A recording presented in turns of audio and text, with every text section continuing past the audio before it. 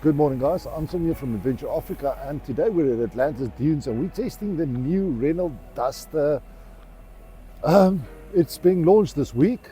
Now, there's a couple of small changes. Obviously, it's a new body, new look, everything.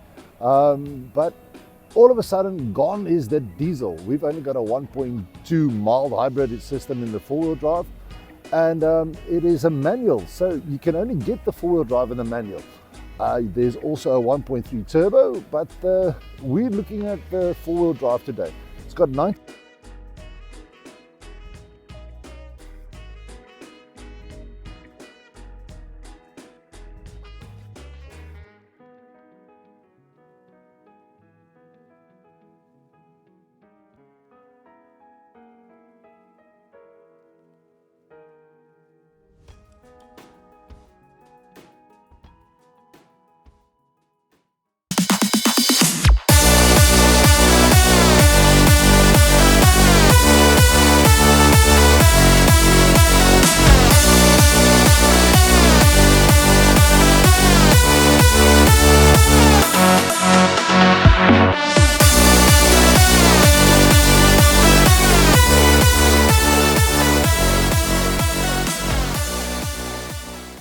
So finally in the Renault Duster, 1.2 petrol, as I said, the diesel is gone. And with me I've got Yaku from Citizen. Yaku, what do you think about this new Duster? Yeah, all good. Obviously diesel, the lack of diesel, I think it's going to need a bit of convincing from loyalists.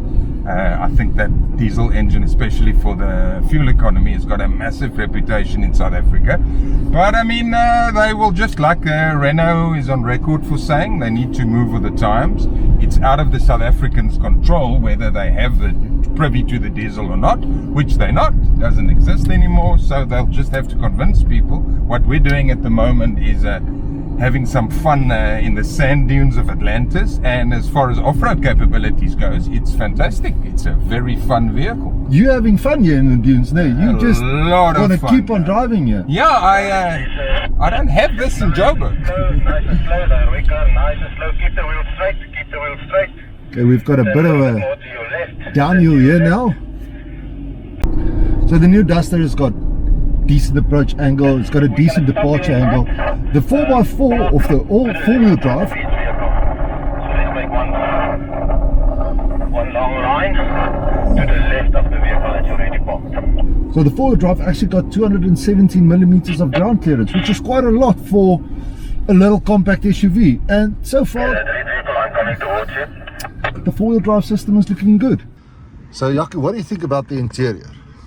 Interior is nice. It's slightly different from the traditional Renault approach, like we've known the portrait infotainment screen on the Capture and the Clio.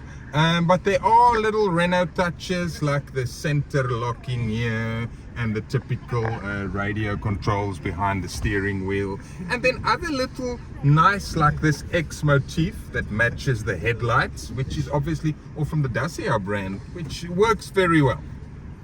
Cool. What's nice also about the vehicle is now it's got USB-C ports, which is quite an improvement. I mean, the funny thing, a lot of vehicles still coming out with normal USBs, and yeah, you've got your terrain selection here, which you've got your eco, auto, snow, mud and lock. We're currently in lock just to ensure that we don't get stuck. Back home after spending 2 days in the Duster, and I have to say I'm fairly impressed with the little Renault Duster. It looks good, it drives amazing, it is great on the gravel road. I'm not sure how good the hybrid system is for the vehicle. I mean, it's not like it's giving you so much more torque down low, but it works. The four-wheel drive system really works nicely. I mean, we're driving in the dunes quite a bit, and it was going up most of the stuff I would be doing in a proper 4x4. Yes, and I'm saying proper 4x4 because this is not a proper 4x4. This is a four-wheel drive. We're still waiting for Renault to...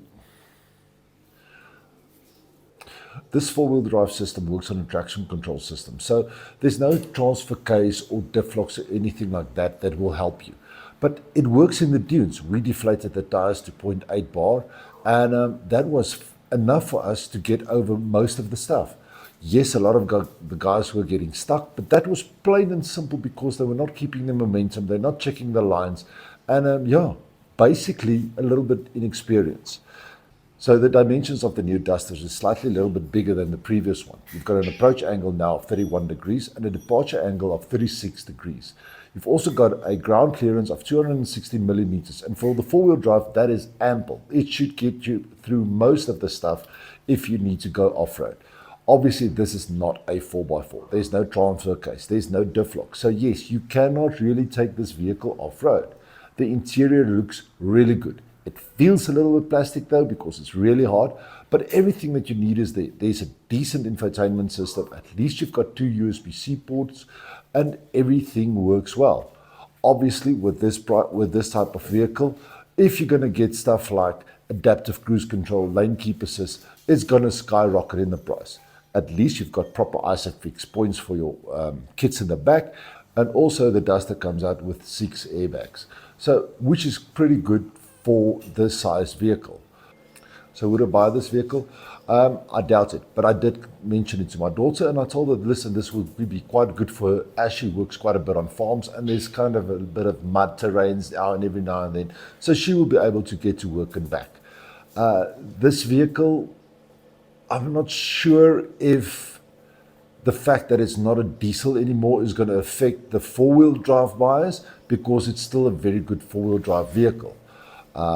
I can see this vehicle going into Botswana, doing a little bit of an overlanding trip. Obviously, you're going to have to need to choose your roads quite carefully. No real water crossings and stuff like that. And make sure there's not too many deep ruts and struts that you have to go through. But for sand driving, this will be perfect. So yeah, the vehicle is priced quite well. I'll have the figure right here. And let me know what you think in the comments. In the meantime, please like, subscribe, and follow. I'm Anton from Adventure Africa. Cheers.